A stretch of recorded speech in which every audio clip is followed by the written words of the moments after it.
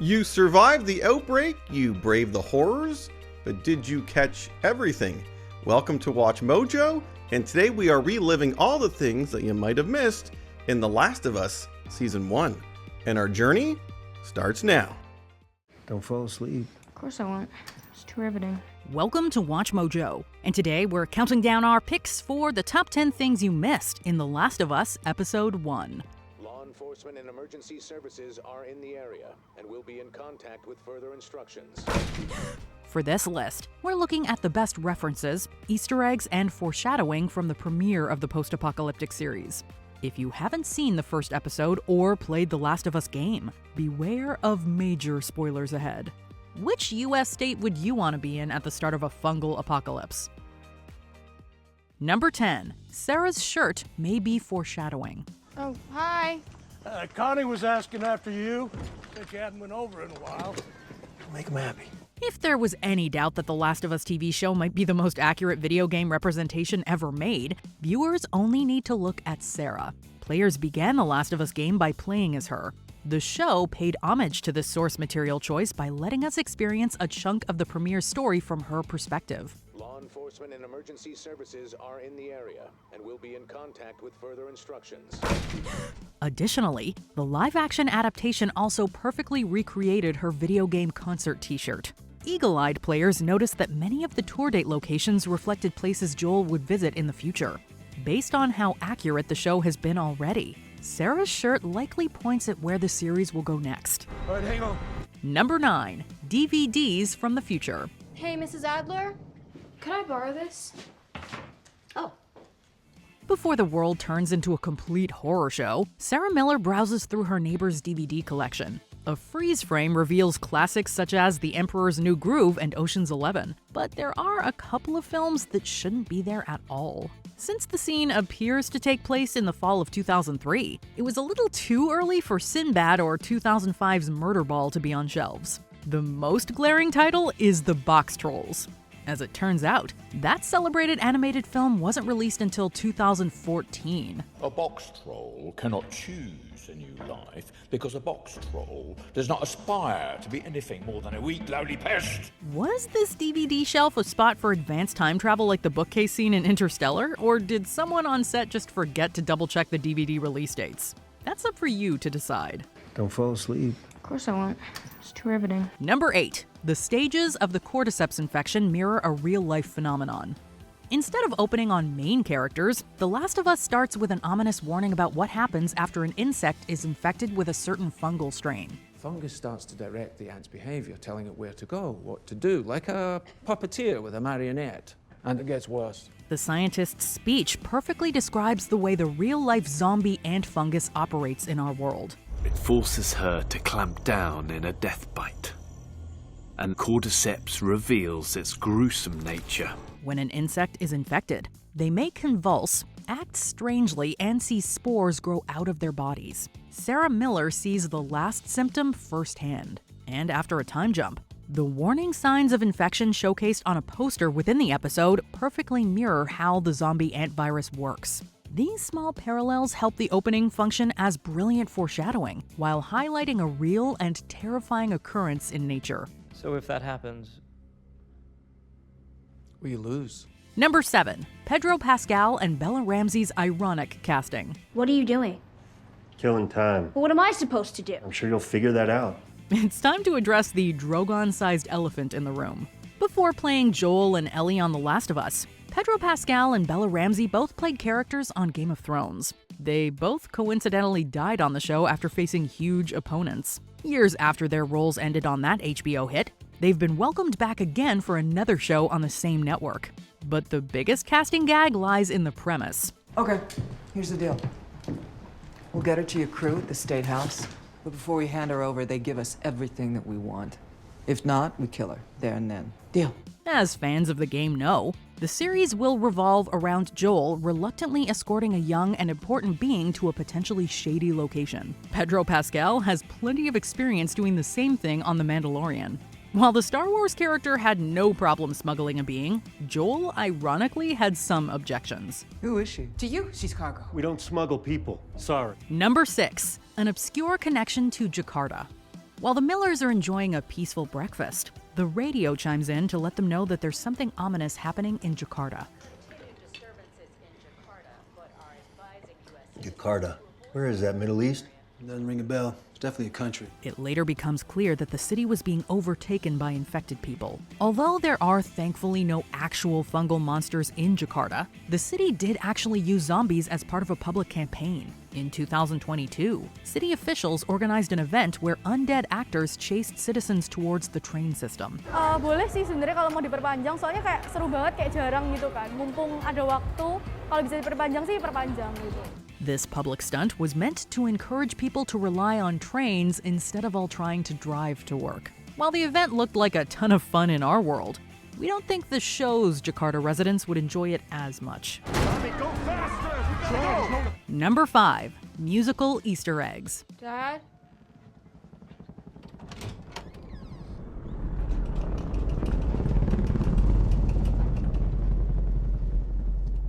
When Sarah is awoken by the sounds of chaos, she slowly makes her way through her home. Viewers can briefly spot a guitar stationed in the living room. For fans of the franchise, the sight of the instrument alone might get them a bit choked up. During The Last of Us Part 2, Joel finds a guitar and takes the time to sing a sweet and sentimental song to Ellie. If I ever were to lose you, I'd surely lose myself. Everything I have found here, I'm not found by myself.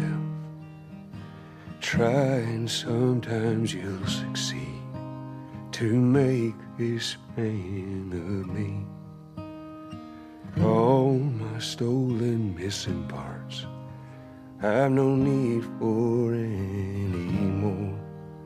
He then proceeds to give her the instrument to keep before promising to give her lessons. Unfortunately, Joel and Ellie don't get much time to work on music before they're tragically separated. Fortunately, she continues learning and eventually becomes a master guitar player.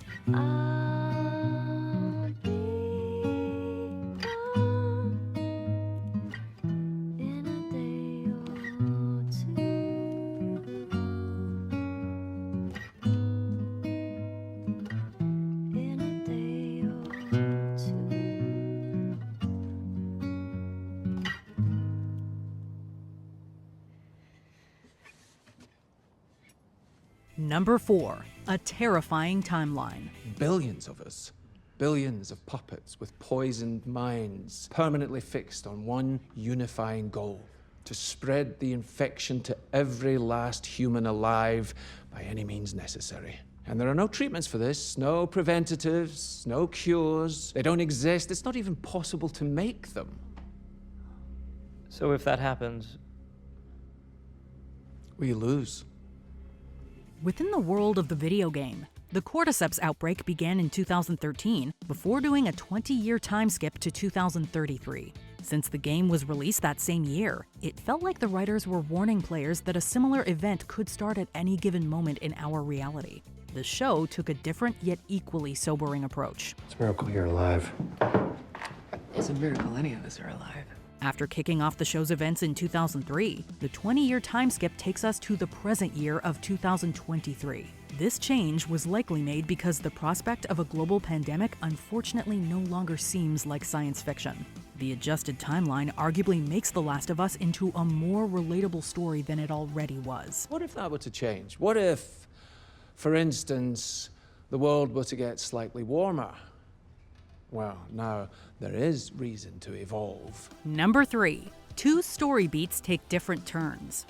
Joel and Sarah's first encounter with an infected person notably plays out very differently between two mediums. In the game, a frenzied neighbor breaks into the Miller home and is brought down by a decisive gunshot. The show features an old friend of Joel's running out of her home before he delivers the final blow with a wrench. What are we doing, Joe? Outside of that plot point, the biggest change revolves around Joel's deal with the Fireflies. He initially agrees to work with this organization in the game to get guns that he was promised. I need something smuggled out of the city. You do that, I'll give you your guns back, and then some. How do we know you got them? Well, I hear the military's been wiping you guys out. You're right about that. I'll show you the weapons. Search the area. Yes, sir. I gotta move. What's it gonna be? I want to see those guns. Follow me. In the show, Joel works with the Fireflies to get his hands on transport so he can help his MIA brother. The live-action adaptation definitely adds more urgency to his Firefly deal. Firefly vehicle usually means repurposed Fedra stuff. So better than decent chance making it to Tommy in one of those. The second we hand that kid over. Y'all talk it through, but please remember that I'm bleeding out. Okay, here's the deal. We'll get her to your crew at the State House. But before we hand her over, they give us everything that we want. If not, we kill her, there and then. Deal? Really? That fast? You are all that matters. My team will not jeopardize that. Number 2, Ellie's big name drop. Where are you gonna go? Back to Federal Military School? You that anxious to be a soldier? You think I chose that place? They put me there when I was a baby. It's for orphans. They didn't put you there. I did. Ellie. A conversation between Ellie and Firefly leader Marlene nodded towards a huge piece of backstory. After being imprisoned by the rebel organization, the kid is understandably unwilling to cooperate. But Ellie completely defrosts as soon as she hears a certain name. Why would terrorists dump me with Fedra? Because it's where you'd be safest, and you were safe there until you decided to sneak out. And terrorist?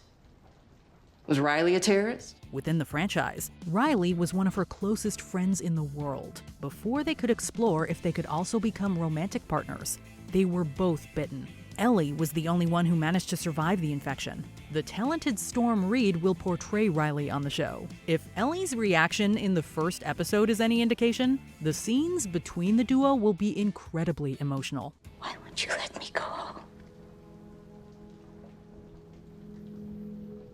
Because you have a greater purpose than any of us could have ever imagined. So we're leaving tonight, and we're taking you with us. He's here. 5 minutes.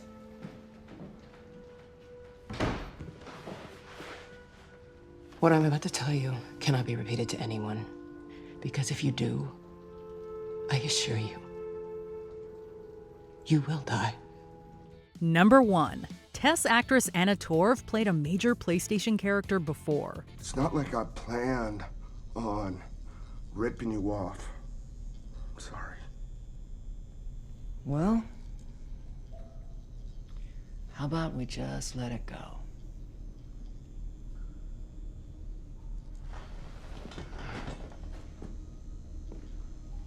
What else are you gonna do? You gonna keep me here? Kill me? Tess, come on. Then Robert, what do you want? I want you to forget this ever happened. Done. Tess was by far one of the most dynamic and interesting characters we met in the premiere. Anna Torv did a fantastic job bringing humor and complexity to the tough survivor. But long before she portrayed Tess, the actress lent her voice to a PlayStation exclusive character named Noriko. A king from a distant country seeks the heavenly sword. He seeks it as a symbol of his dominance over my clan, and with it, his dominance over the land. Bohan has hunted us for months, and he is relentless. This fictional warrior went on a quest to save her loved ones from a horrific tyrant. Torv's nuanced vocal performance was definitely appreciated in both the Heavenly Sword game and film. Admittedly, the movie adaptation wasn't that well received. Fortunately, The Last of Us show has already been hailed as one of the best video game projects yet. We're glad Torv was brought along to another stellar PlayStation adaptation. No, I promised Robert that you wouldn't hurt him. Is that everything you hoped for? Jury's still out. Welcome to Watch Mojo, and today we're counting down our picks for the top things you missed in The Last of Us Episode 2. I never ask you for anything not to feel the way I felt. For this list, we're looking at the best references, Easter eggs, and foreshadowing from the second installment in the post-apocalyptic series. If you haven't seen the first 2 episodes or played The Last of Us games, beware of major spoilers ahead. What was the scariest moment of this terrifying installment? The second episode basically confirms a viral fan theory.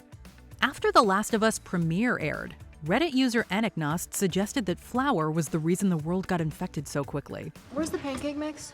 Oh, was that? Yeah, I was. Sorry. I was gonna make you birthday pancakes. I swear. You know, I don't really like pancakes. The internet sleuth pointed out that Joel notably didn't eat pancakes, the birthday boy forgot to get a cake, and the neighbor who turned consumed biscuits. A second user named Real Steamed Ham pointed out that the city of Jakarta produces a huge amount of flour. Not only was the city referenced in the first episode, but it's where the episode begins. Additionally, when a doctor is trying to get information about where people got infected, she's told that they worked with flour. Jadi kapan ini terjadinya, Pak? Kurang lebih 30 jam yang lalu, Bu. Di mana? Di pabrik tepung dan gabah di barat kota. These details seem to suggest that a common baking item may have ruined the world. Jadi tolong dengarkan saya baik-baik. Tidak ada obat. Dan tidak ada vaksin. The series broke records by not actually shooting in Boston. Whoa. Yeah, looks different in the daylight, huh? The second episode takes great advantage of its Boston setting by featuring stunning looks at an overgrown city and more than a few glances of the famous Massachusetts State House. But the most incredible aspect of this location is that they didn't go to the US city to get the footage. As it turns out, The Last of Us filmed a bulk of its scenes in Alberta, Canada. They hit most of the big cities like this. They had to slow the spread somehow. According to CTV News, the show made history by being, quote, the largest television production in Canadian history. The production crew did a great job of making Alberta into a perfect double for Boston. As the series travels to different parts of the US, Canadian fans might just spot some familiar sights. So the State House is across there. It's about a 10-minute walk if you could go straight. So... Long way or short way? Our three main heroes all dodge relationship questions. When Ellie is asked about her past, she completely fails to mention her friend Riley. So it was just you in there alone? Yeah. Since they had romantic tension in the game, it's pretty much a given that the show will also adapt that story. The script further hints at their history by having Ellie quickly dismiss the prospect of a boyfriend. Nobody's gonna be coming after you, right? Like mom, dad, boyfriend. I'm an orphan, and no. But she isn't the only one being cagey about a relationship. When the first Last of Us game released, fans had questions about the nature of Tess and Joel's relationship. What are we doing here? This is not us. What do you know about us? About me? While it was left ambiguous, many assumed they were romantically involved. The show slyly references this burning fan question by having Joel outright shut down any questions about him and Tess. So, you two, Pass. At the same time, a scene in episode 1 did briefly show them sharing a bed. Although Ellie will likely reveal the truth about Riley, fans probably shouldn't expect clear answers about Joel and Tess. Foreshadowing the enemy types. Both the game and the show make it abundantly clear that staying silent is essential to surviving an encounter with the dangerous clickers. Okay, from this point forward, we are silent. Not quiet. Silent. No questions. However, that's not the only thing survivors have to worry about when they face one of these infected enemies. Throughout the Last of Us games, players have to be prepared to alter their strategies to deal with different types of clickers. Ellie gave a pretty terrifying rundown of the various kinds of enemies that she and the others will likely have to deal with during an innocent conversation. Everyone said the open city was crazy. Like swarms of infected running around everywhere. Not exactly like that. You know, people like to tell stories. Since she accurately predicted the clickers we saw in episode 2, we can expect more enemy types from the game to appear. It's pretty much a given that the extremely durable bloater enemies will show up. Additionally, the show could look to the second game and bring the disgusting Rat King enemy to live action. Based on how difficult it was for Joel's group to take down 2 clickers, advanced enemy types should be a huge problem. Some last about a month or 2. But there's others been walking around about 20 years. The second episode had a significant behind-the-scenes talent. We were ecstatic to see that Merle Dandridge was portraying Marlene on television after voicing and providing motion capture for the same character in the games. My name is Marlene. I'm the leader of the Fireflies in the Boston QZ.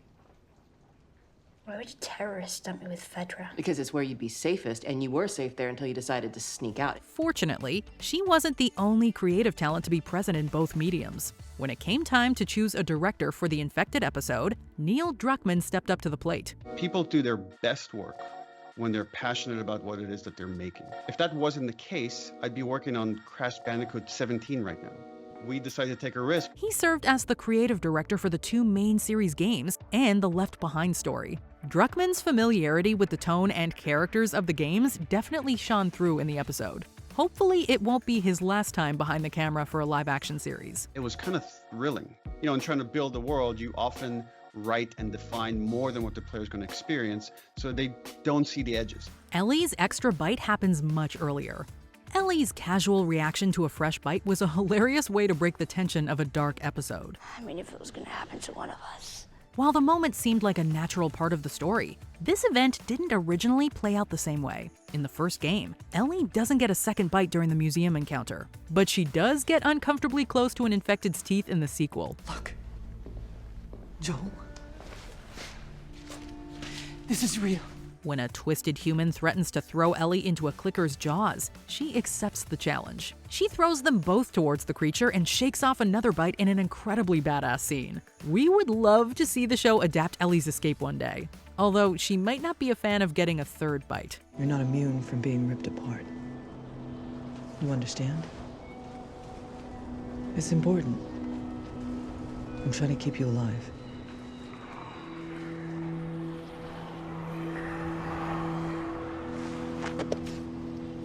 So we're not going that way. No. What do we do then? Short way? Museum. Tess goes out fighting a different enemy in the games. I'm staying. I mean, our luck had to run out sooner or later. Watching Tess reveal that she had been bitten by a clicker was devastating in both mediums. But this tragic turn of events ended very differently between adaptations. After Tess is bitten in the games, she offers to hold human enemies back to buy time for Joel and Ellie. She ultimately loses her life in a shootout. When the sequence was adapted for TV, the human enemies were traded in for a horde of clickers who do not care about personal space. Tess gets away with one last act of defiance by blowing up the State House while taking tons of enemies with her. What are you doing? Making sure that they don't follow you.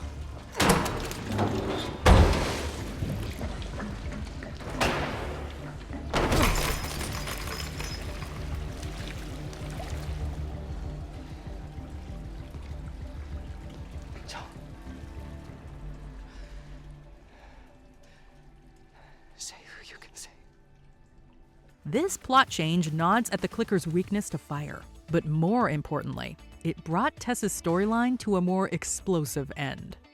A huge animal Easter egg. What are you doing? It's all right. Come here, come here. Hurry up. Come on.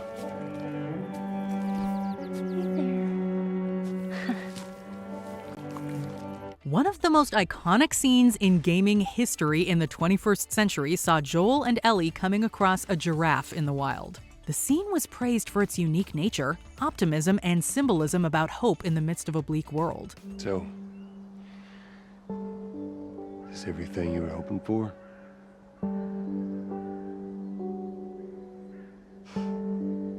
It's got its ups and downs, but you can't deny the view, though.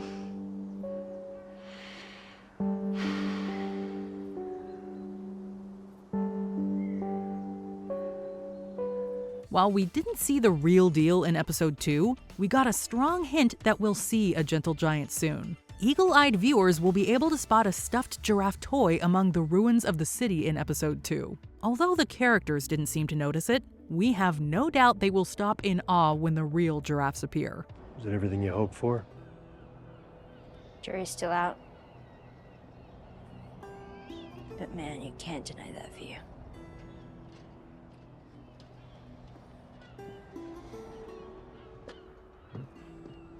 Come on, let's get there before it's dark.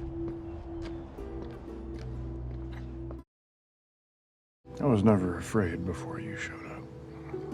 Welcome to Watch Mojo, and today we're counting down our picks for the top things you missed in The Last of Us Episode 3. It's your first time in a car? It's like a spaceship. For this list, we're looking at the best references, Easter eggs, and foreshadowing from the third installment of the post-apocalyptic series. If you haven't seen the first 3 episodes or played The Last of Us games, beware of major spoilers ahead. What's the one store you would like access to the most during an apocalypse? An Easter egg tests your might. While Joel is going through the extremely relatable feeling of not remembering where he left his stuff, Ellie stumbles upon a fantastic arcade cabinet from Mortal Kombat 2. You ever play this one? I had a friend who knew everything about this game.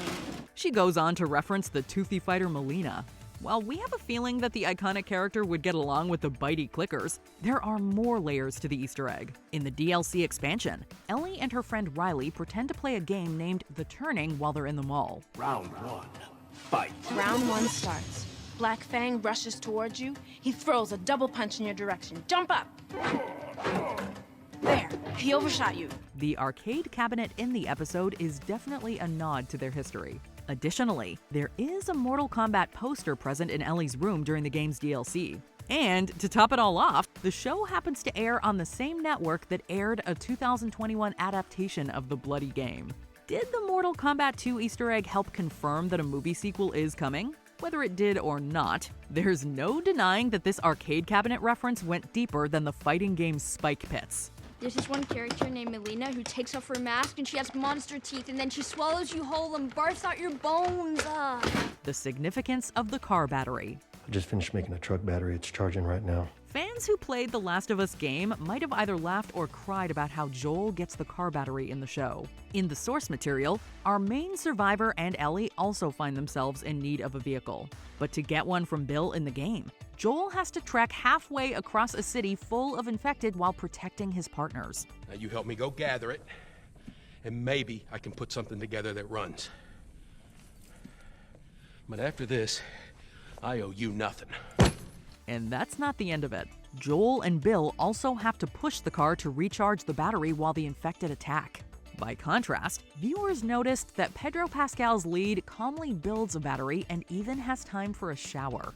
The relatively stress-free battery acquisition was a great twist on a big game mission. Needs another hour. They have hot water. I'm taking a shower. And then you're showering. Outfit upgrades. And the clothing boutique. The boutique? Are we hosting formal garden parties now? The Last of Us show has been rightfully praised for its faithfulness to much of the source material's dialogue and story beats. However, nitpicky viewers could previously point out that the characters' outfits were not quite the same. The third episode resolved that small detail by having Joel and Ellie change into clothes that are virtually identical to their video game counterparts. Although players were usually only allowed to swap skins in the game after they finished the main story, we guess it's okay that the show characters got new outfits earlier. Well, don't you look pretty? Shut up. Additionally, since Ellie got to wear PlayStation-themed shirts in the game, we wonder if we'll see Bella Ramsey rock something like an Uncharted shirt or Kill Bill ensemble soon. Bill's Home Depot trip leans on a popular meme. So what, you were a prepper or something? Survivalist. Years after playing a tough Mr. Fix-It who dislikes the government on Parks and Rec, Nick Offerman played a tough Mr. Fix-It who dislikes the government on The Last of Us. Coincidentally, both characters have tons of musical talent as well, but the biggest visual similarity between the roles came early in the episode. In one of Parks and Rec's most famous and meme-worthy scenes, Offerman's Ron Swanson goes into a Lowe's to pick up vital items. While his cart is full, he completely brushes off an employee who tries to offer help with an iconic phrase. Hi there. Is there a project you're working on? I know more than you. The Last of Us appears to pay homage to this scene by having Bill make a trip of his own. Although he goes to Home Depot and the employees there are almost definitely already dead, it's hard not to visually compare the two Offerman characters. As an added bonus, the survivor does initially brush off Joel's offer to help with a DIY project. They'll come at night, quiet and armed.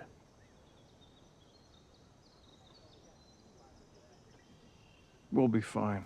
Bill's last wish for Joel and Tess. Although Ellie makes it through most of Bill's final letter, she doesn't read the last portion about her recently deceased travel companion, Tess. I leave you all of my weapons and equipment. Use them to keep... While it's hard to make out every word, pausing on the letter reveals a sad and sweet detail. It appears to encourage Joel to share a specific wine with Tess. Presumably, Bill hoped that might kickstart a romance like it did with Frank.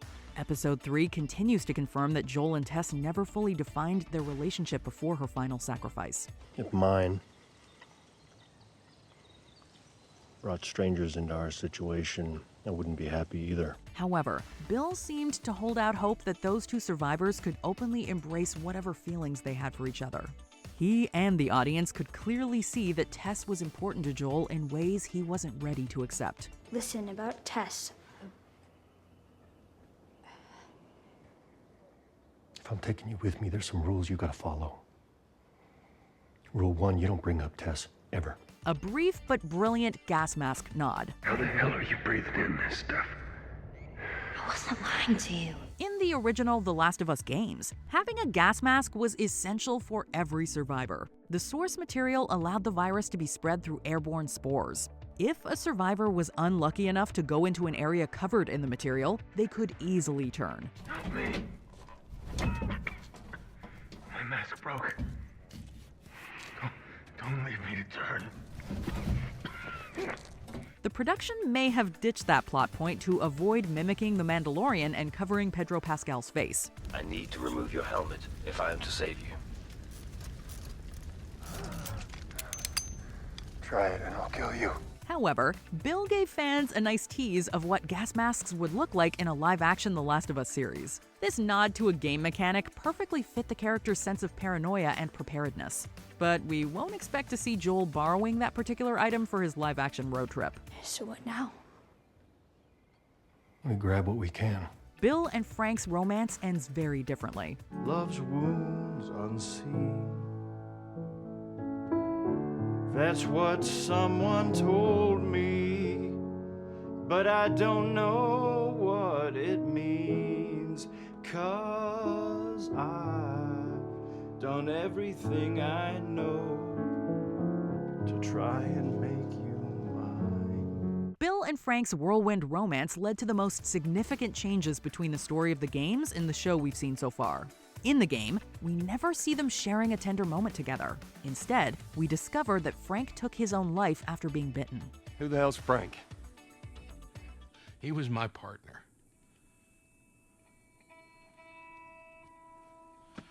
He's the only idiot that would wear a shirt like that.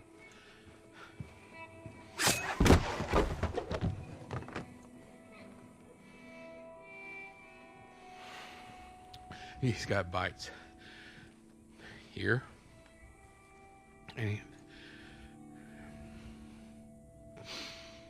I reckon he didn't want to turn, so he... Yeah, I guess not.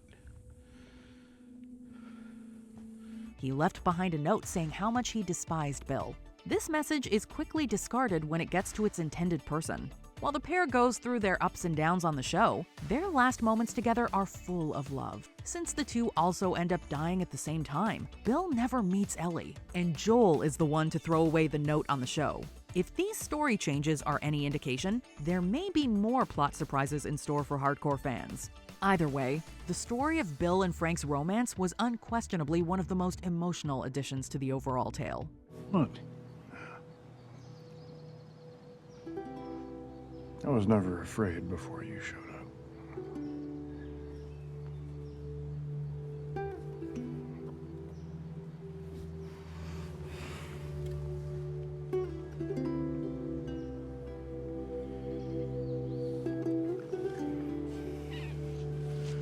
Not on the strawberries. Right. Hints at Ellie's future birthday. You flying one of those? A few times, sure. So lucky. Didn't feel like it at the time. Get shoved into a middle seat, pay $12 for a sandwich. Dude, you got to go up in the sky. Yeah, well, so did they. When Ellie first passes by the wreckage of a plane on the show, she can't help but be amazed at the idea of flying. This was the first hint that the show will adapt one of the game's most emotional sequences. During the first story, Ellie mentions that she'd love to be an astronaut at some point. Joel remembers this small detail and does everything he can to help her experience what it would be like to go into space for her birthday. What is this? This is a thing that took a mighty effort to find. Take it.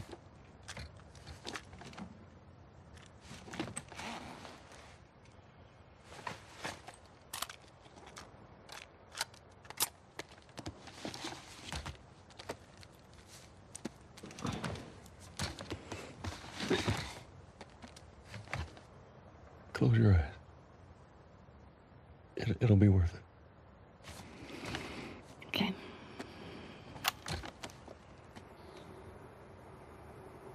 Seconds and counting. Astronauts report it feels good. 2 minutes, 25 seconds. Seeing him put so much effort into her gift showed how much he had truly grown to care for Ellie. Although the duo is still far from warm on the show, we're holding out hope the two will bond over a similar spaceship scene in the near future. It's your first time in a car? It's like a spaceship. This is actually before my time. Right.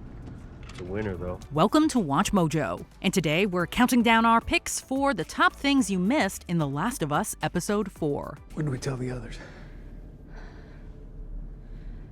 Not yet. For this list, we're looking at the best references, Easter eggs, and foreshadowing from the 4th installment in the post-apocalyptic series. If you haven't seen the first 4 episodes or played The Last of Us games, beware of major spoilers ahead. Which of Ellie's jokes was the most punderful? The movies on the marquee parallel Joel and Ellie's lives. While the lead duo is driving through Kansas City, they drive past a theater with 2 appropriately timed 2003 film releases. Moviegoers had the option to see both Underworld and Matchstick Men. Each film contains parallels to the leads. In Underworld, protagonist Celine tries to protect a guy named Michael after he's bitten by a werewolf. No one's ever survived a bite from both species. By rights, I'd stop the car and kill you myself, right? Then why are you helping me? I'm not! It turns out that he is a unique case that people either want to slay or use. The plot setup of having an important person who's bitten being protected by a hardened warrior perfectly describes Ellie and Joel's dynamic. Rule 2. You don't tell anyone about your condition. They see that bite mark, they won't think it through, they'll just shoot you. On the opposite end, Matchstick Men revolves around a con man trying to pull off schemes while connecting with a young girl who technically isn't his daughter. While Joel tries harder to connect with Ellie, he reveals that he has a history of being a con man. How did you know it was an ambush? I've been on both sides. We guess the pair can skip the trip to the movies because their lives very much mirror the marquee films. Joel's hearing loss was subtly hinted at before. The very observant Ellie was able to pick up on the fact that Joel has experienced hearing loss in his right ear. The reason I asked whether you'd hear the glass or not is because I've noticed you don't hear too well from your right side. While we don't know what made her come to that conclusion, there are a couple of moments in previous episodes that point to this reveal.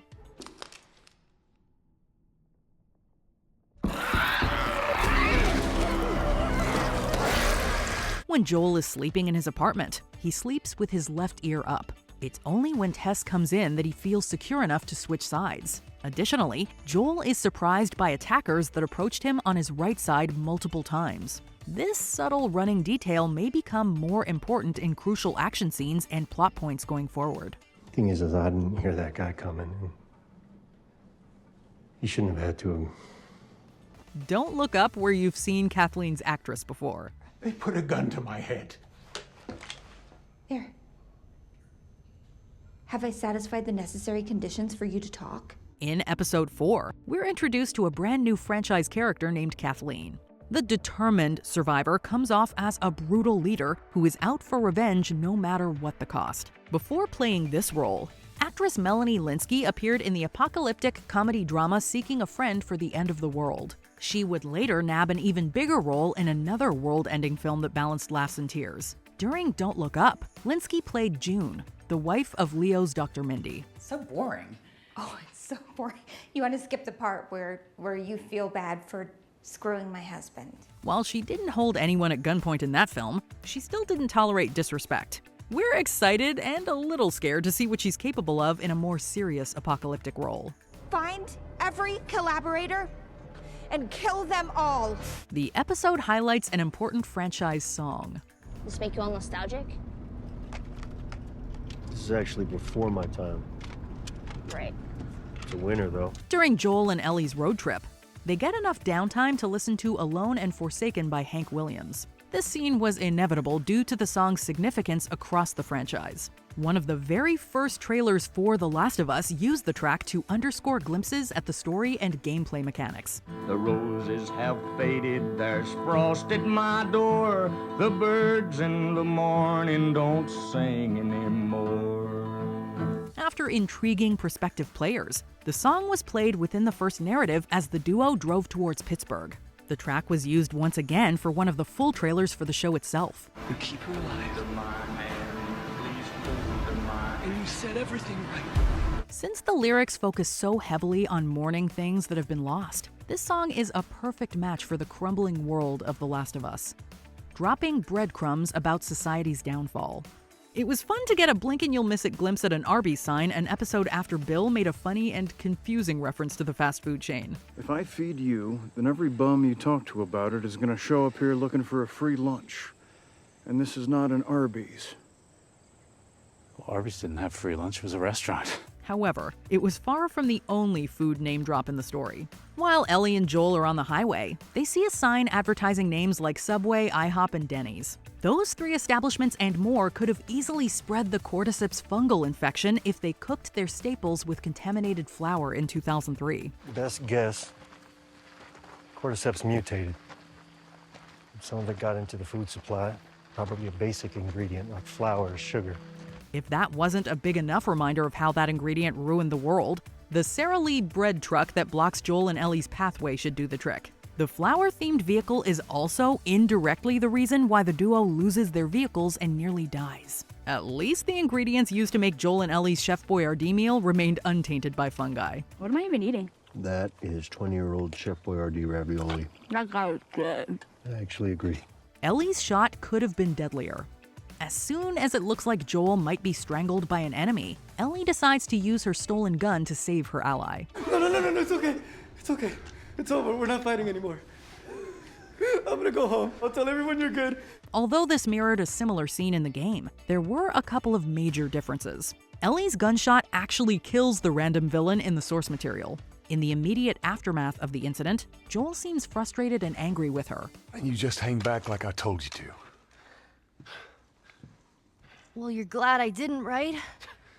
I'm glad I didn't get my head blown off by a goddamn kid. Since Ellie's shot wasn't fatal on the show, he finishes the job in live action. Joel is also much gentler and proceeds to check in on Ellie in the wake of her life-saving actions. This plot change may have been made to make the moment where the young survivor is pushed to take a life hit viewers hard. I mean, it was my fault. You shouldn't have had to. And I'm sorry. Joel and Ellie met Henry and Sam under slightly different circumstances. Throughout the episode, the villains do a great job of slowly building up Henry and Sam as resourceful survivors who can stay ahead of an army of enemies. They're out of food. Henry won't let Sam starve. Double the guards around our provisions. After hearing exciting exposition about them, they silently ambush Joel and Ellie in the middle of the night. This first encounter is a bit more subtle than it is in the source material. Within the game, Joel enters an apartment during the day before he's suddenly ambushed by Henry. The older survivor actually gets the upper hand before Sam aims a gun in his direction. Joel, stop! Look! Leave him alone. Despite this rocky introduction, the two duos end up working together to escape the city before tragedy strikes and rips them apart. We're still holding out hope that the differing introductions might hint that Henry and Sam's endings will also be altered and they'll get a happy ending on the show. Joel. Joel!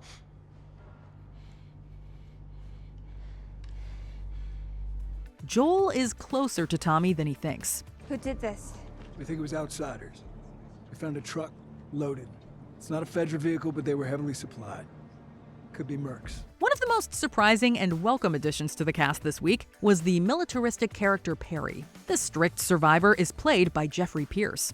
Around 10 years before the actor took on this role, he played a little character in the Last of Us franchise named Tommy Miller. So why'd you leave Boston? I've been on quite the adventure, little brother. I reckon it's got something to do with that girl. He was excellent at portraying Joel's troubled yet well-meaning brother in the games. We have a strong feeling that Pierce will not get along with Pascal's version of the character on the show. Even if their meeting ends up with one of them meeting a brutal fate, we are fully ready for the voice of Tommy to collide with the live-action Joel. When do we tell the others? Not yet. What's that comic book say? Endure and survive? Welcome to Watch Mojo, and today we're counting down our picks for the top things you missed in The Last of Us, Episode 5. My blood is medicine. For this list, we'll be looking at the best references, Easter eggs, and foreshadowing from the 5th installment in the post-apocalyptic series. If you aren't caught up to the show or haven't played The Last of Us video games, beware of major spoilers ahead. Which clicker creeped you out the most? The Savage Starlight comic hinted at the episode's grim end. No way! I love these! When Ellie and Sam got the opportunity to relax, you could spot them reading the Savage Starlight comic. The cover indicated that they were reading the Accretion story. In the game, this edition of the comic focused on two people who care about each other, battling to the death. After Ellie and Sam read the story together, they're unfortunately forced to live it when the young boy turns and attacks. This cruel bit of foreshadowing still couldn't prepare us for the moments the two budding friends had to fight each other. While Ellie didn't strike the fatal blow, it's clear that she still carries the weight of Sam's death.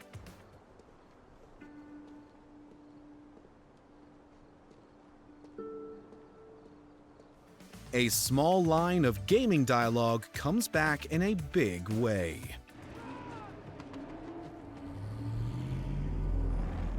Run! The show proved yet again that it knows how to perfectly translate gaming moments into cinematic spectacles in the last act. After sneaking into a house to stop a sniper, Joel aims to keep his allies below safe from humans and clickers with a long-range gun.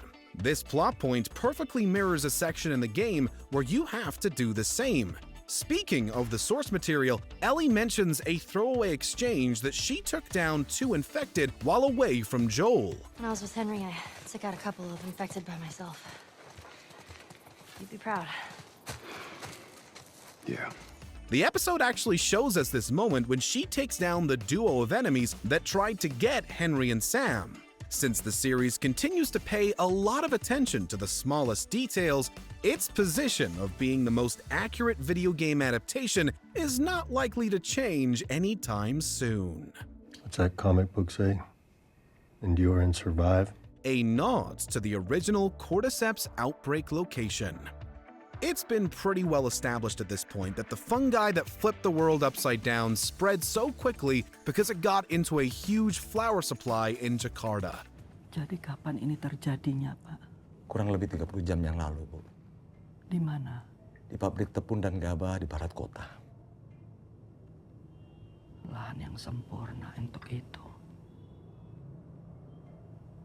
As hardcore fans noted, this was a departure from the source material. The game heavily hints that the mutated Cordyceps fungi originated in crops from South America. While the continent hasn't been explicitly mentioned in the show, there was a tiny nod to the source material's epicenter in this episode. How did it even start? If you have to get bit to be infected, then who bit the first person? When the revolutionary leader Kathleen returns to her room, the camera notably brings South America into focus. This global Easter egg was a nice nod to the original Outbreak lore. So the tainted food all hits the store shelves around the same time Thursday. People bought it, ate some Thursday night or Friday morning. Day goes on. They started to get sick. Afternoon, evening, they got worse. Then they started biting. Friday night, September 26, 2003. By Monday, everything was gone. a blink and you'll miss it bloater fatality. We were initially kind of glad that the infected crawled out of that hole because they gave the heroes the chaotic distraction they needed to get away. However, we stopped smiling as soon as the huge and terrifying bloater enemy came into view. This deadly enemy type is every bit as tough and brutal as it is in the game. It's a goddamn bloater! Oh, what? Ellie, take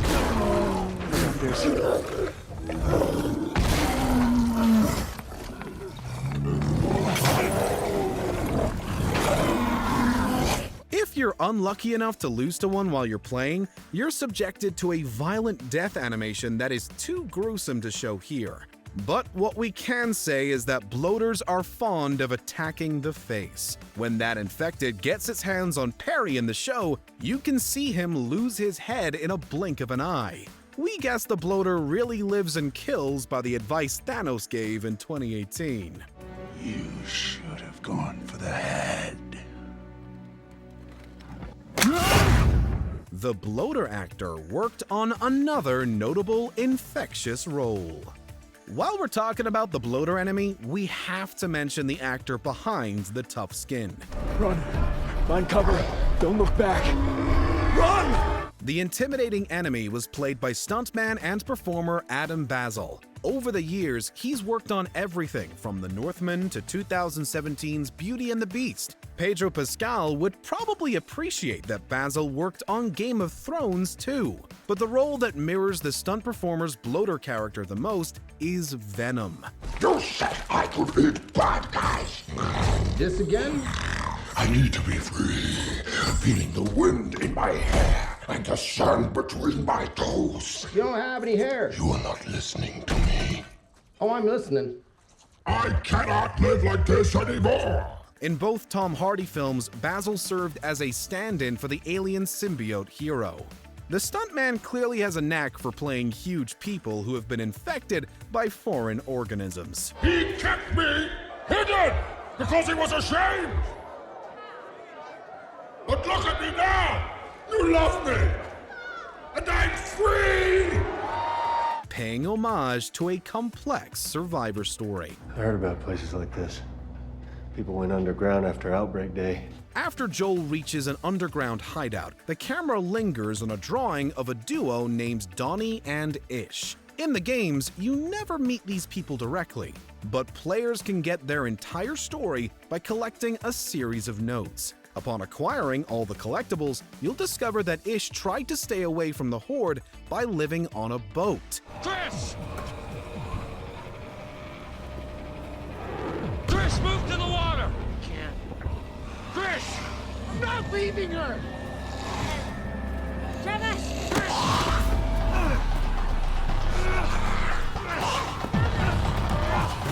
When surviving on it became impossible, he eventually settled in the sewers with a group. Ish and his new ally Dany did their best to protect everyone. However, their world came crashing down when someone let infected into their community. While the final fate of these survivors is unknown in the game, the show may let us know what happened to them next. What happened to them? Maybe they didn't follow the rules and they all got infected. An unexpected couple of cartoon Easter eggs.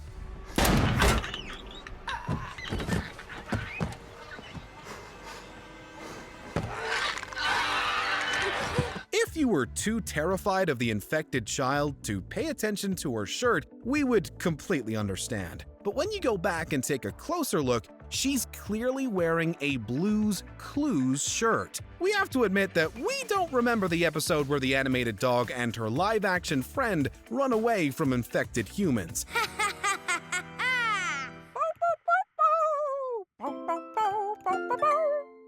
Blue just skidooed after that ghost. Let's go. Outside of the bizarre Blue's Clues Easter egg, the magic slate toy that Sam often uses features Woody Woodpecker on the front. If you were a kid born in the 90s or earlier, you may have the exact same one sitting in an old toy chest. It was great to see such a nostalgic item become a crucial part of surviving an apocalypse. Do I not look scared?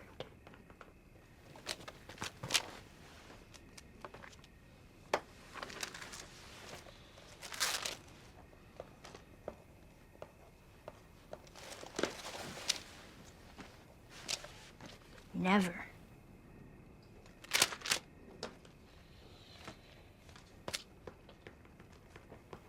I'm scared. All the time.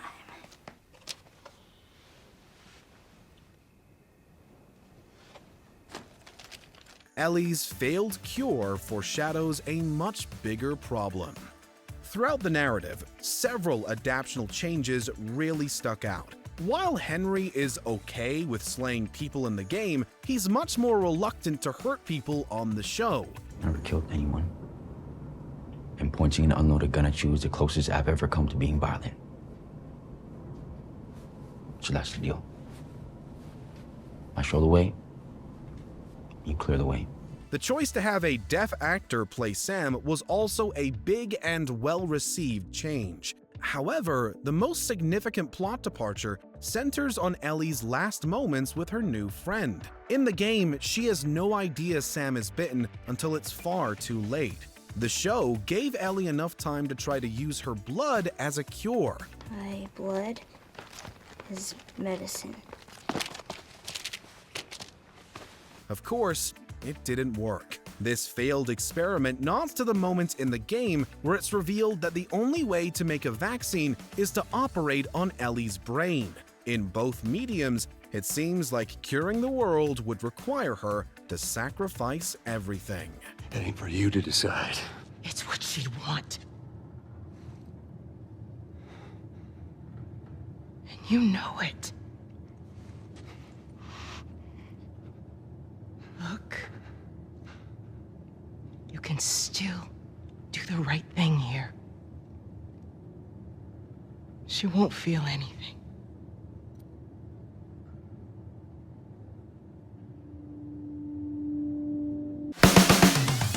Five episodes in, and we've already seen some incredible references, Easter eggs, and foreshadowing. But we're not done yet. Let's continue our journey and check out more things that you might have missed in Season 1 of The Last of Us. That's our newest one. A couple months old. You want a pet her? Yeah, what's her name? Shimmer. Welcome to Watch Mojo, and today we're counting down our picks for the top 10 things you missed in The Last of Us Episode 6. Are those monkeys? Must be from the old labs. For this list, we're looking at the best references, Easter eggs, and foreshadowing from the 6th installment in the post-apocalyptic series. If you aren't caught up to the show or haven't played The Last of Us games, beware of major spoilers ahead. If you could only save one movie to play during the fungi apocalypse, what would you choose? And did you catch that the girl that looked at Ellie looks suspiciously like the video game love interest Dina? What? What's wrong with you? What about her manners? Sneaky giraffe Easter eggs. Our heroes had quite a few conversations about animals this week. They're quiet, do what they're told. However, we only had eyes for giraffes. After we talked about how the show nodded to an emotional Last of Us video game moment with the tall animals, the series seemed to double down on the Easter eggs. The first hint can be spotted while Ellie is looking through another girl's diary. Is this really all they had to worry about? Boys, movies, deciding which shirt goes with which skirt. If you look at the window ledge, you can spot a stuffed giraffe toy. There's also a poster of the animal that appears in the room. Since the giraffes appear in the game's narrative after a section of the story where Ellie helps Joel heal, it seems like we're closer than ever to the live-action moment. Until then, we guess we can settle for sheep. So, just you and a bunch of sheep. Romantic. Sarah's last day was close to Bella Ramsey's first day on Earth. Sarah was Joel's daughter.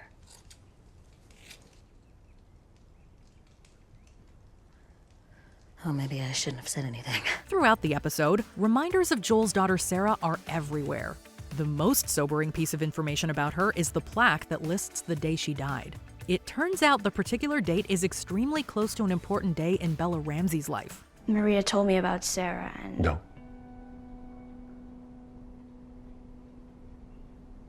Don't say another word. While the plaque lists that Sarah died on September 27, 2003, Ramsey was born just 3 days later on September 30th, 2003. Since Ellie is 14, Ramsey is around 5 years older than the character they're playing. It's likely that the incredibly close birth and death dates are just a bloater-sized coincidence, but there's no question that Ramsey is great at playing the teenage Ellie. Kids around here don't usually look or talk like you. Right. Well, maybe I'll teach them. The hidden symbolism behind the big movie night. Ellie, Garfield, I'm moving into the other room. Oh? Yeah, I'm a friend of Tony's. You know, Tony DeForest. During the episode, Ellie notably leaves a public screening of the rom-com The Goodbye Girl right in the middle of the film. She may have cut out early because the themes of the movie hit a little too close to home. In the famous film, lead character Paula is abandoned by her lover at the beginning of the story. After she starts developing feelings for a man named Elliot, she starts wondering if he'll take off too. No, you go, Elliot. I want you to go.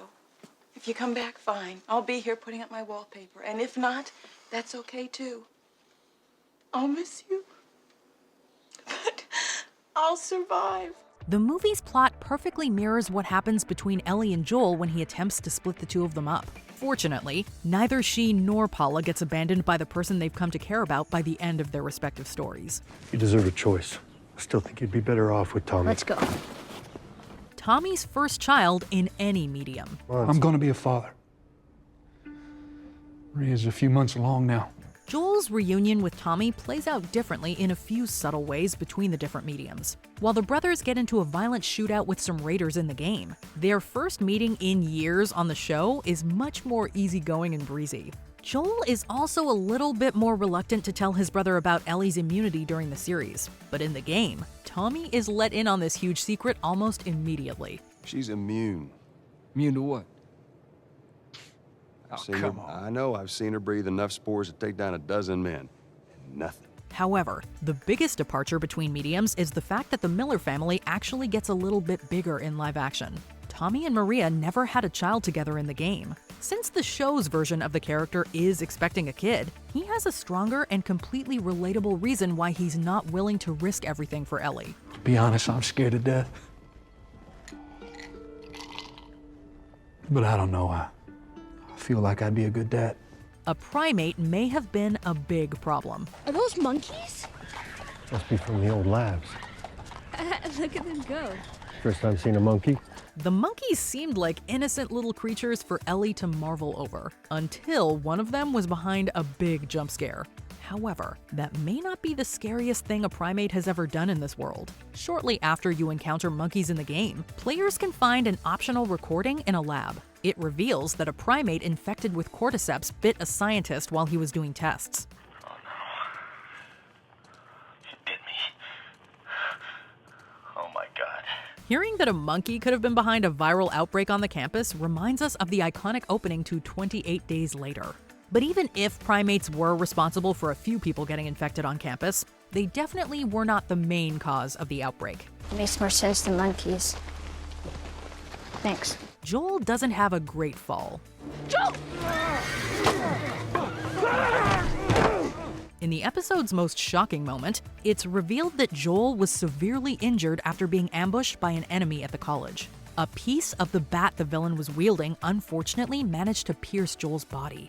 As gruesome as this injury is, it looks like a scratch compared to what happened to his video game counterpart. When Joel is caught by surprise by a college enemy in the game, he ends up falling off a balcony right on top of a piece of rebar. Ellie has to pull him off of the metal before they can get going. Let's get to the damn horse. Letting Joel get injured by a wooden weapon instead of a fall may have just looked more realistic in live action. Joel, you gotta get up.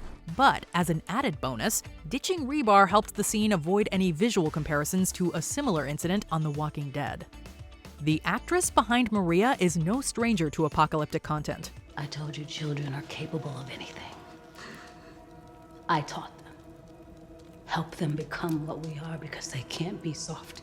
Since we're already talking about The Walking Dead, it is a great time to highlight Rutina Wesley. Before she appeared as Maria on The Last of Us, she appeared in a wide variety of notable projects. Many viewers may remember Wesley's huge role as Tara on True Blood. Okay, you spoke to him for like a minute. You don't know how many people he sucked the blood out of over the last however many centuries he's been alive. But he's so not scary. Sweet Jesus in heaven, Suki, he is a vampire. She's also been in everything from Arrow to Queen Sugar. While we love all of Wesley's work, we couldn't help but give a special shout out to her stint on The Walking Dead. She played Jocelyn, an old friend of the sword-wielding Michonne. Their reunion seemed to go pretty well at first. However, it was later revealed that Jocelyn was in charge of a group of children who were willing to do pretty sinister things for their leader. We're glad she plays a character that is 1,000 times better with young people on The Last of Us. Glimpses into Ellie's future. You can do anything you want. Where are you going? What are you doing? Although Ellie was still thinking about what she'll do with her life after meeting up with the Fireflies, the 6th episode gave us plenty of hints at what she'll get up to. The narrative provided yet another hint that Joel will take Ellie to a space exhibit in the future. Additionally, she was introduced to a very specific horse. No way. That's our newest one.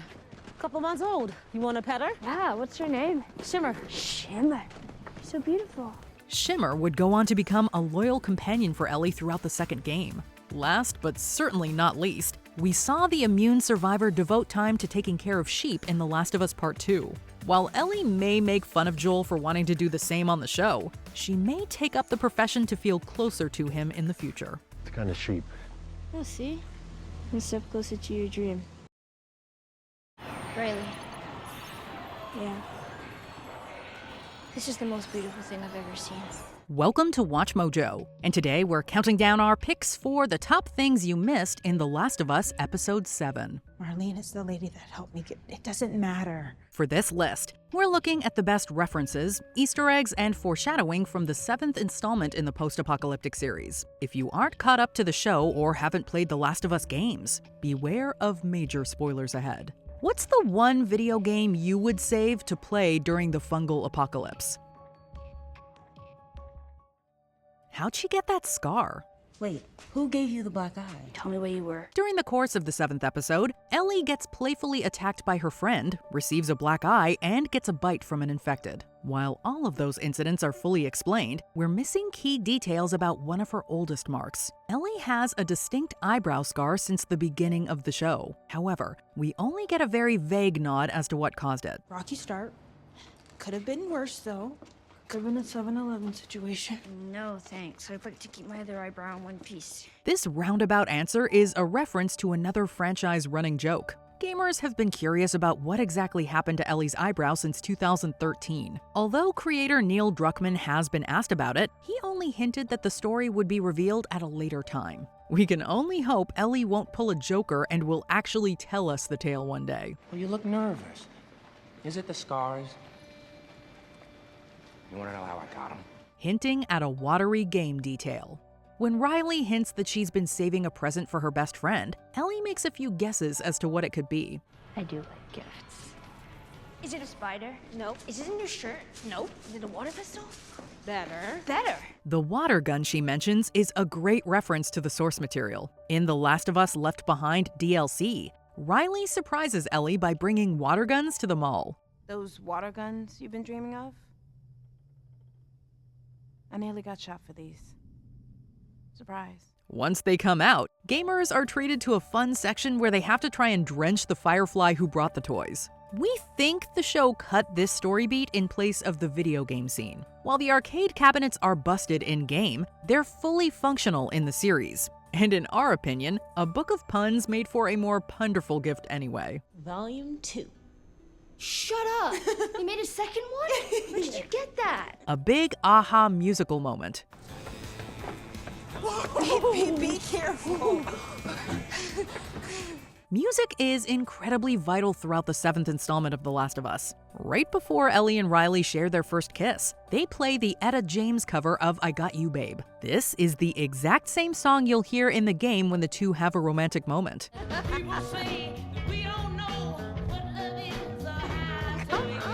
Outside of that lovely musical beat, we also hear Take On Me during Ellie's adorable escalator ride.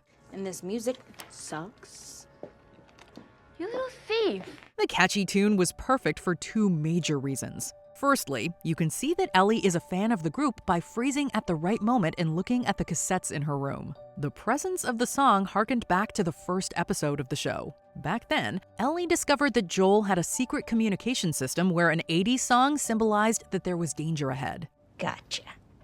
80s means trouble. Code broken. Having 1984's Take On Me play in the background was the show's way of letting us know the mall wasn't as safe as it seemed. Ellie's fight with Bethany was a deep lore cut. I don't want to fight about it. fight about it? You don't fight, just your friend fights. She's not here anymore, is she? Ellie once again established that she wasn't afraid to stand up for herself by getting into a fight with Bethany. Although this scene isn't depicted in the game, we do see a similar scenario play out in another piece of The Last of Us media. Bethany started it.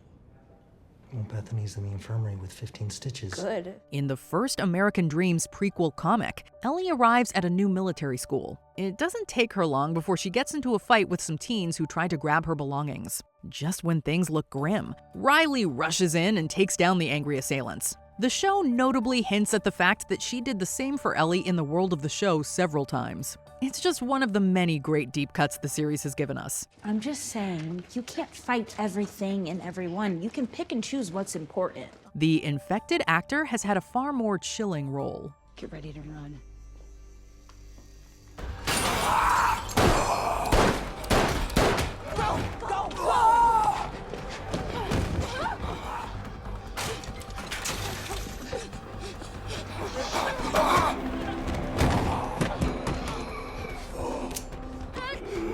While he's not on screen for a long time, Ian Roislow had a huge impact on the plot by playing the infected man that bites both Riley and Ellie. This isn't the first time he's been cast as a creepy antagonist. However, we have to give a special shout out to his role as King Herod on Chilling Adventures of Sabrina. In one episode, Roislow plays a slimy-looking villain who attacks Sabrina and Nick while they're having a relatively nice night out. Sabrina, run! You stole my crown, disturbed my sleep. The actor clearly has a knack for playing gross-looking antagonists who ruin people's dates. If you see Roislow's name on a cast list, there's a good chance a romantic night will end on a sour note. What are we gonna do? The way I see it, we got two options. One, we take the easy way out. It's quick, painless. No, I don't like option one. Adding explosive details. Did you make these? Yes, Ellie, put it down. To kill soldiers? You didn't find this mall, did you? They posted you here. And you recruit guarding their stash? The scene where Ellie called Riley out for harboring Firefly bombs was as tense as it was heartbreaking. While the new freedom fighter had good intentions, her best friend pointed out that innocent people were likely to get hurt whenever these explosive tools were used. Their conversation was a great nod to two major scenes. In the comics, the duo gets caught in the crossfire of a conflict between Fireflies and local soldiers from Fedra. Riley then reveals that she has smoke bombs at the ready. While Ellie is reluctant, she ends up throwing one at soldiers. Outside of the comics, the bomb scene in episode 7 provides another reference to the show's premiere. Riley insists that the bombs were not meant to hurt civilians. We would never use them on you or anywhere ever near you. I would never let them do that. You would never let them? Right, and you think they're gonna listen to you?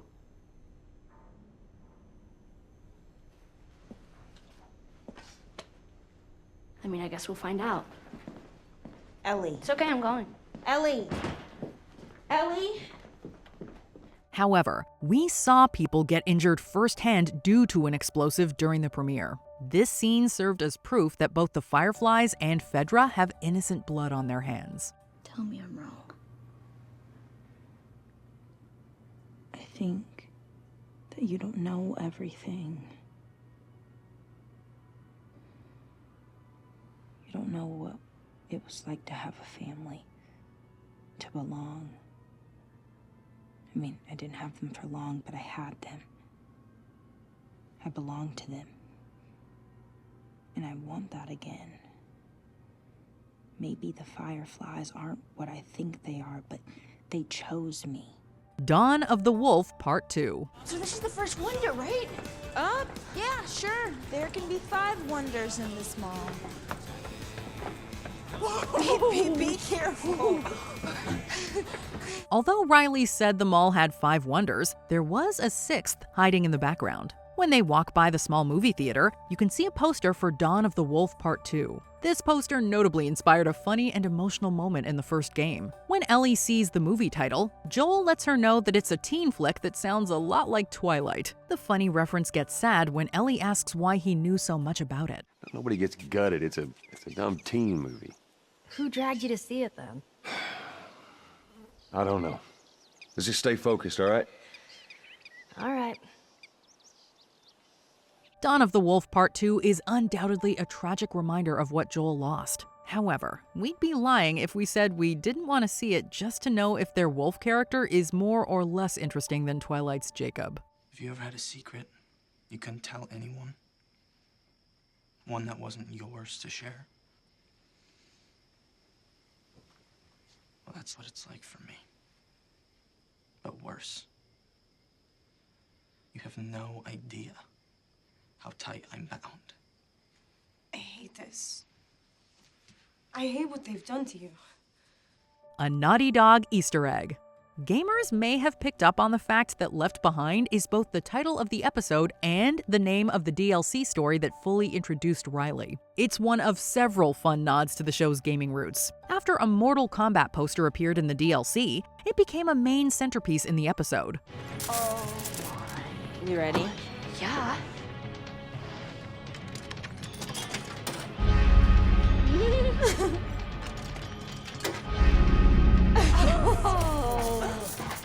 Ellie's treasured Sony Walkman pays homage to the game company that was once the exclusive home of The Last of Us. But the sneakiest Easter egg came when the immune survivor was meeting with a Fedra captain. Can't see where this is going? Let me help you out. 2 paths ahead of you. When he uses his keys as a metaphor, you can spot the Naughty Dog logo. Thanks to that company's work with Sony, we got the game that inspired a thrilling and layered series. Whether it's 2 minutes or 2 days. You're an animal. Well, yes, we all are. That's sort of the point. Welcome to Watch Mojo, and today we're counting down our picks for the top 10 things you missed in The Last of Us Episode 8. Luck? There's no such thing as luck. For this list, we're looking at the best references, Easter eggs, and foreshadowing from the 8th installment in the post-apocalyptic series. If you aren't caught up to the show or haven't played The Last of Us games, beware of major spoilers ahead. What's your favorite Ellie line from The Last of Us? Number 10. The heroes are saved by fungus. What do you need? We have boots. Medicine? Like for infections. While Joel managed to survive getting a nasty wound from an enemy, he still had to deal with the consequences of a bad infection. Thankfully, Ellie was able to keep him stable until she traded for some penicillin. All right, go talk to Howard. He's got a case with some penicillin. Bring back 2 bottles and a syringe. The fact that this medicine helped is incredibly ironic. Penicillin couldn't exist without the help of fungi. As many viewers know by this point, the world of The Last of Us was completely wrecked by a not-so-fun guy that's known as Cordyceps. Outside of Joel, Ellie just managed to buy herself time by letting David know she was infected by fungi already. It looks like our heroes should recognize fungus as the true MVP of their perilous journey. I'm infected. And now so are you. Number 9. Ellie makes bolder moves on the show. In both the game and the show, Ellie encounters David and James while she's hunting for deer. When she finds her catch in the source material, the duo surprises her. Who's there? Come out! Hello? But Ellie sneaks up on them in the show. Later on, David and James follow Ellie to her temporary hideout in hopes of slaying a weakened Joel. While she decides to lead them away in both mediums, she gets caught off guard by an enemy and has to improvise. Hey, I got her! The show sees Ellie intentionally give herself away and fire some shots for good measure. There is no question that the heroine is brave in every version of the story. However, the small and active decisions Ellie made caused her to feel more dynamic on the show. Any sudden moves, I put one right between your eyes. Ditto for Buddy Boy. Number 8. Foreshadowing David's dark diet. James. Yeah. I sense doubt in there. Although David's sinister demeanor and dialogue paint him as a bad guy from the start, there were subtle details that pointed to his true nature and the town's extremely taboo diet. He eats and prays in a steakhouse. Before dinner there, a cook insists the meat they're preparing is venison. What is it? Venison. In hindsight, the fact that David arrived with a deer after the meal was already cooked made us skeptical that the meat just came from an animal. He also pushed for Joel and Ellie to be captured at first. Additionally, he even prevents the heroine from being shot. Based on his actions, he didn't want to risk getting a bullet into people he intended to turn into food. Yes. There are only a few of us that know, but I would have told you. Sooner or later, I guess sooner. You're an animal. Number 7. Ellie proves that she only follows by example. David attempts to recruit Ellie by saying that she has serious leadership potential. You remind me of me. You're a natural leader, you're smart, loyal, violent. However, she rejects his rhetoric and refuses to work with him. Ellie's disagreement with David mirrors a flashback scene where a captain told her she could be a leader if she followed the rules. There's a leader in you. And one day it could be your turn. Although his speech is more persuasive, she ends up breaking the military curfew after that conversation. While those leaders didn't change her, Ellie shows that she's been listening to Joel. She successfully shoots a deer by using the techniques he taught her. Additionally, she doesn't light a fire to warm up Joel because he warned her against doing so if people could be around. So can we start a fire? I'm freezing. Now, why am I going to tell you no? Because infected will see the smoke. No, fungus isn't that smart. This is too remote for infected anyway. People? These small decisions and more show that Ellie is growing by following Joel's example. Number 6, a little nod to a big game location. Look, I don't know exactly how I'm getting to Wyoming. I'm probably walking. But, you know, if you want to. Yeah.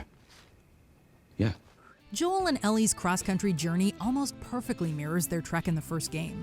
However, while the series notably had them meet Henry and Sam in Kansas City, the heroes meet the brotherly duo in Pittsburgh in the source material. Welcome to Killer City. No, Fedra.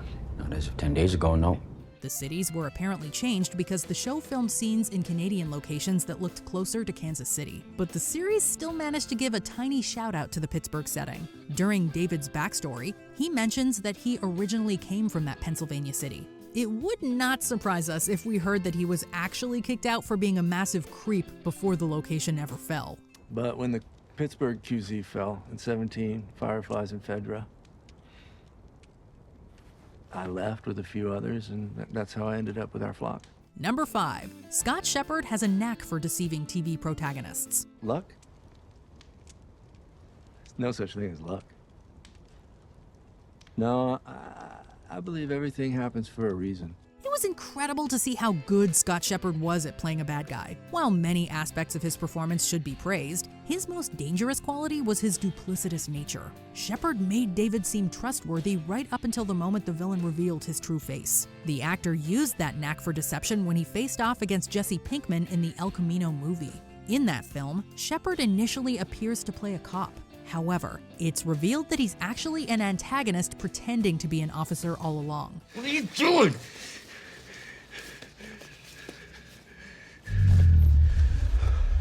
You two aren't cops. This twist definitely caught us off guard the first time through. Shepherd is clearly a master of the art of deception. How did you put it? Tiny little pieces? Number 4, the show leaves out an unlikely team-up. Think of what we could do together. As strong as we are, we'd make this place perfect. Fans of the series may find it impossible to imagine a scenario where Ellie and David fight side by side, but they actually worked together once in the game. Shortly after they meet in the source material, a bunch of infected enemies attack the human duo. Although David was supposed to be unarmed, he reveals that he has a second weapon and uses it to fight enemies. You had another gun? Sorry. Hey, I'd really like my rifle back. The two managed to take out a pretty impressive number of infected together. By contrast, the series completely skipped the team-up. The omission of this action-heavy story beat made it a lot harder for Ellie to believe she could ever trust David. No one likes being humiliated, Ellie. You don't know how good I am! You don't know what I could have given you! Number 3. Ellie sends a dish back to the kitchen on the show. When Ellie was imprisoned by David, he offers her a heaping helping of some kind of meat. For what it's worth, this is just deer meat, I swear. You're gonna chop me up into little pieces. Around the same time, she figures out that his group doesn't mind making humans into literal snacks. That's why we completely understood why Ellie skipped the meal on the show. Surprisingly, this scene plays out very differently in the game. After David reassures Ellie that the meal is kosher, she doesn't hesitate to chow down. What is it? It's deer. With some human helping on the side? What makes this scene so unsettling is the fact that the villain is so manipulative to begin with. So we're not sure we'd take his word that we could trust his food or really anything he says. So now what? You gonna chop me up into tiny pieces? I'd rather not. Number 2, Joel brings back something he said to his daughter. Throughout the episode, Joel makes it clear that he will stop at nothing to reunite with Ellie. You're gonna point to where we are and where your resort is. And it better be the exact same spot your buddy points to. After getting the information he needs, the survivor catches up to his charge at the Silver Lake Resort moments after she slayed David. Joel tries to comfort Ellie with a heartbreaking line of dialogue. It's okay. Okay. It's okay, baby girl. I got you. I got you. Back in episode 1, he calls his daughter Sarah baby girl several times. When she was shot by an officer, he tried to comfort her with that nickname. Come on, baby girl. Come on, baby girl. I gotta get you up. But his words were tragically the last ones she heard before dying in his arms. Hearing Joel use the last thing he said to his child to help Ellie proves that he truly sees the immune survivor as his own daughter. Number 1, Ellie technically kills Joel. I still believe. It's been, the last 6 months have been hard. No, you didn't miss a scene where Bella Ramsey's Ellie decided that taking care of Pedro Pascal's Joel was too much work and took him out. But the actress definitely did slay another actor who played him. Troy Baker provided the voice for Joel himself in the games. We're gonna mark it on the map. And it better be the same exact spot your buddy points to. Mark it. After playing a character who protects Ellie, he stepped into the role of James and hunted her on the show. Seeing Baker go from being a complex hero to becoming an irredeemable villain was fantastic. In the end, Ellie had to slay him in order to escape. We can't deny that we were just a little sad to see the original Joel leave the show so soon. I don't mean to question your sense of mercy, David. We can let her go. We bring that girl back with us. She's just another mouth to feed. So time heals all wounds, I guess. It wasn't time that did it.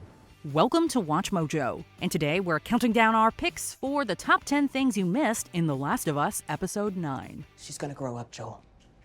And then you'll die, or she'll leave. Then what? For this list, we're looking at the best references, Easter eggs, and foreshadowing from the Season 1 finale of this post-apocalyptic series. If you aren't caught up to the show or haven't played The Last of Us games, beware of major spoilers ahead. Can you say that you caught the hidden reference to The Last of Us Part 2 antagonist Abby before we talk about it? Number 10. Anna's last lullaby becomes one of Ellie's first loves.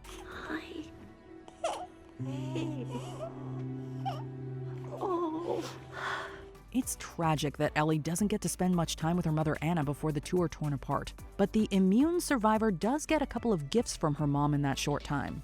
Outside of the knife, Anna gave her daughter a subtle gift through the lullaby she was singing.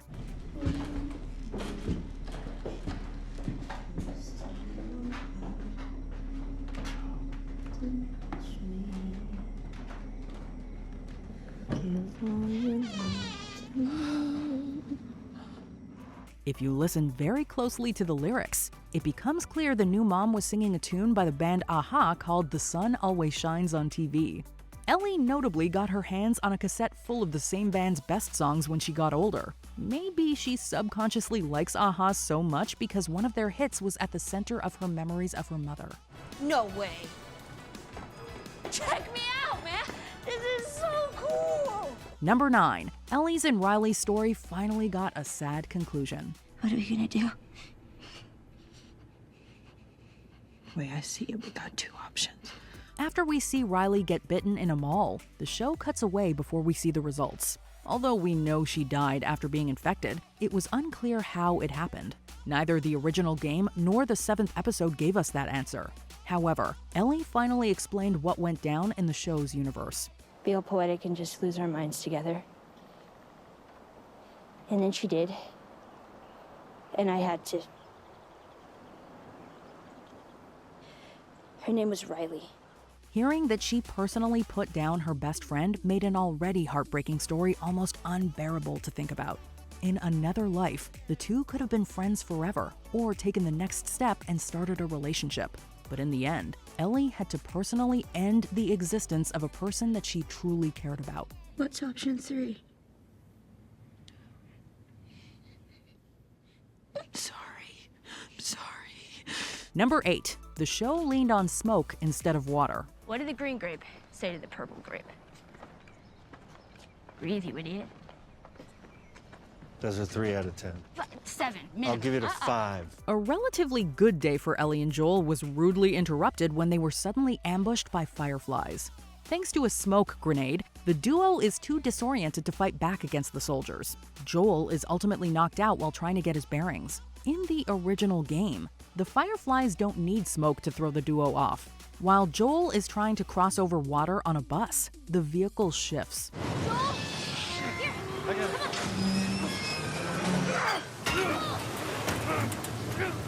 Ellie's attempts to save him unfortunately backfire, and she ends up nearly drowning underwater. As soon as they emerge, fireflies arrive and knock Joel out. Even though the show skipped the water set piece, both versions of the story end with the heroes at the mercy of the relentless group. Welcome to the Fireflies. Easy.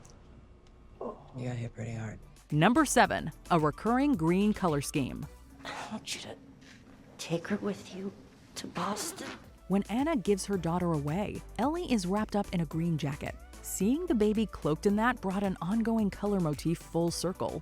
The color green has often helped signal that a character was safe in a dangerous place. When Ellie slept in the forest in a sleeping bag of the same color, Joel stood guard throughout the night. She returned the favor by covering him with a green blanket when he was recovering from an injury and being hunted. Joel, do not fall asleep.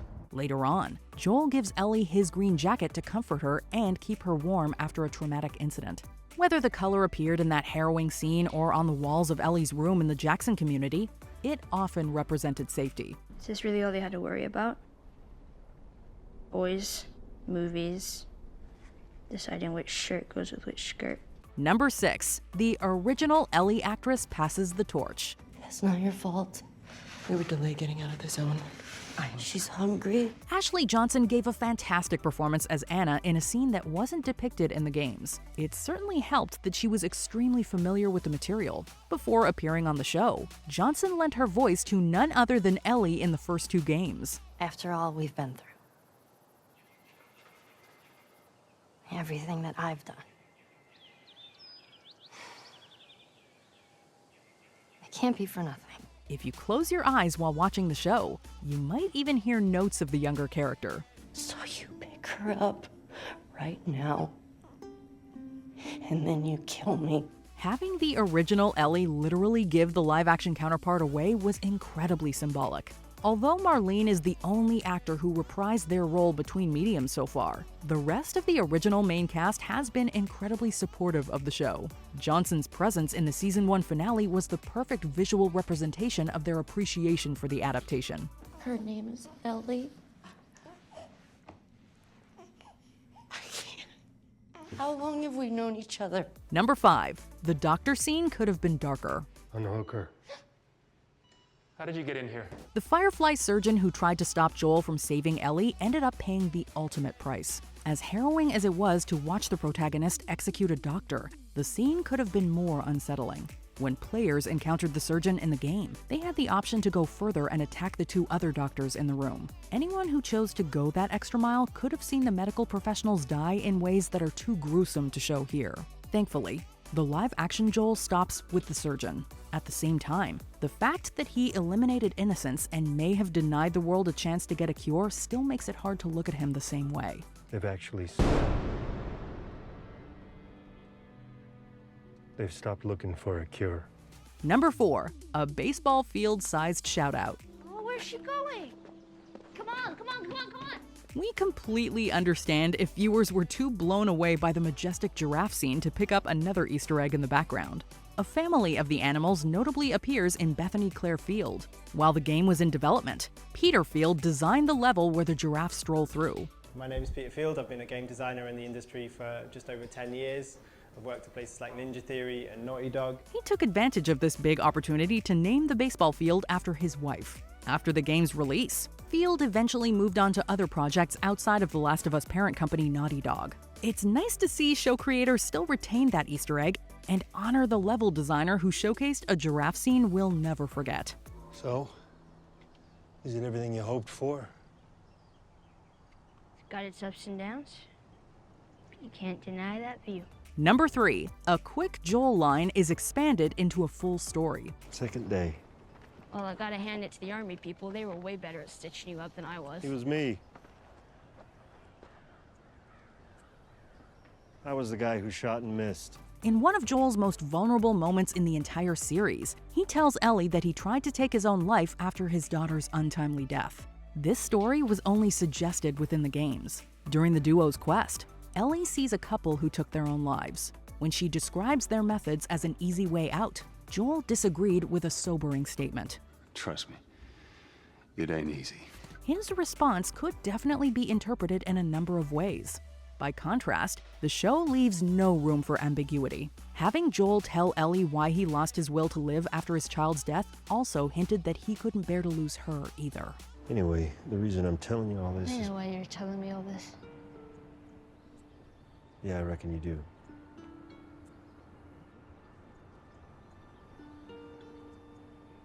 So time heals all wounds, I guess. It wasn't time that did it. Number 2, Joel and Ellie look to the future. I was thinking maybe I could teach you. I bet you'd be great at it. You want to learn how to play guitar?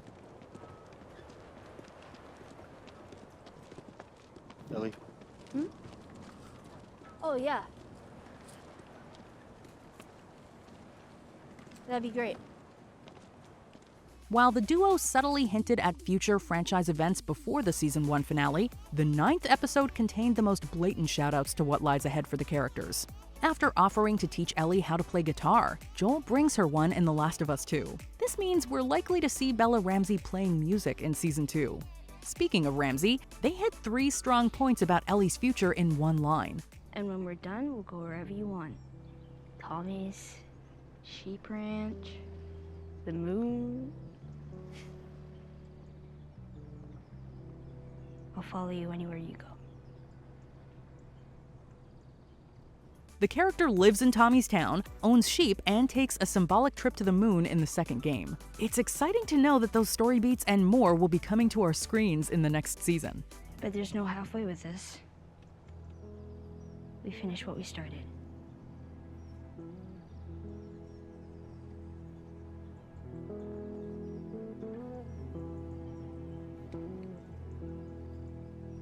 Number 1, The Last of Us Part 2 antagonist Abby is hidden in plain sight.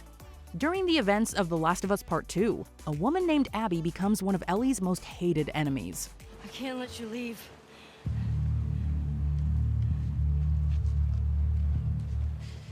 I'm not doing this. No.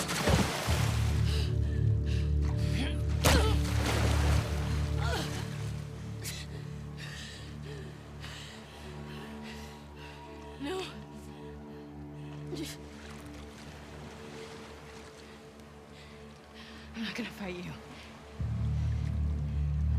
While we won't spoil anything for those who haven't played the games, just know that there's pretty much no chance they'll ever be friends.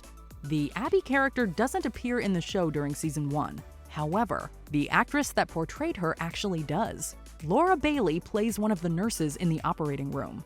Unhook her. Move! Oh my God. Please. Cover her arm. Fast. This is just 3 years after she won several awards by portraying Abby. Although we're unsure if Bailey will appear in the live-action series again, the game-changing character she voiced will definitely play a major role. It's a lead. I gotta see it through. All right, that wraps up our deep dive in all the things that you might have missed in The Last of Us Season 1. I, for one, can't wait to see what they have in store for Season 2. Whatever it is, I bet it will be packed with survival, heartbreak, and impossible choices. Thanks for watching. I've been Matt from Watch Mojo. I'll see you next time. Did you enjoy this video? Check out these other clips from WatchMojo, and be sure to subscribe and ring the bell to be notified about our latest videos.